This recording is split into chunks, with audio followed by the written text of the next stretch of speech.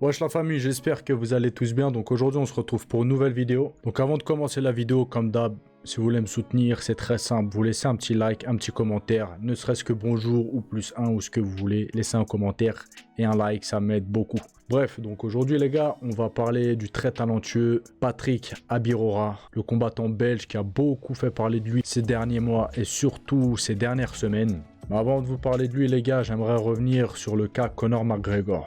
Donc je pense que vous avez déjà entendu parler du bark knuckle. C'est une discipline en pleine extension, une discipline que j'aime beaucoup et que j'aime de plus en plus. Il y a beaucoup d'anciens combattants de MMA qui s'y mettent parce que ça paye vachement bien. Donc là on a le président de la plus grosse organisation mondiale de bark knuckle qui a parlé de Conor McGregor et qui aimerait le faire signer dans son organisation. Il pense sincèrement que Conor pourrait faire du sale en bark knuckle. Chose que je pense aussi et chose que d'autres combattants UFC pensent aussi. Je sais plus c'est qui là, il y a très récemment on lui a posé la question justement par rapport au bark knuckle et il a dit que il pense lui, il a la conviction que Conor pourrait faire du sale en bark knuckle et qu'il avait toutes les capacités pour être très très fort. Et on l'a vu les gars, il a un très très bon coup d'œil, du moins il avait un très très bon coup d'œil, très puissant, Conor très précis. Donc oui en bark knuckle il y aurait vraiment moyen qu'il fasse du sale et qu'il se démarque des autres. Tout comme à Cédric Doumbé, là il a fait une interview il n'y a pas longtemps et le journaliste il lui a demandé si on lui proposait un combat ou des combats en bark knuckle, qu'est-ce qu'il ferait? Cédric Doumbé, il a dit qu'il serait chaud, mais sous certaines conditions. Qu'il y ait beaucoup d'argent, à peu près 10-15 millions, voilà, parce qu'il y aurait de très très fortes chances qu'il se fasse mal physiquement, qu'il se casse les mains, etc., parce qu'il tape très très fort. Donc voilà, ça pourrait potentiellement l'intéresser, mais voilà, faut qu'il y ait un gros chèque à la clé.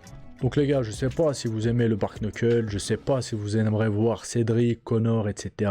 dans cette discipline. Personnellement, j'aimerais beaucoup. Bref les gars, on va passer à l'actualité principale et on va parler du cas Patrick Abirora. Donc il a participé au championnat du monde amateur. Il représente la Belgique vu qu'il est belge, avec Paul Dena, etc. qui lui représente la France. Il y a une polémique vis-à-vis de Patrick ces derniers temps parce que beaucoup demandaient comment ça se fait qu'il est toujours en amateur malgré son niveau et comment ça se faisait qu'il passait pas en professionnel. Donc je pense qu'il est resté en amateur pour tirer un maximum d'expérience. Donc les gars, il vient de participer à un tournoi amateur en moins de 77 kg et il vient de le remporter. Donc il est actuellement champion du monde de MMA amateur en moins de 77 kg.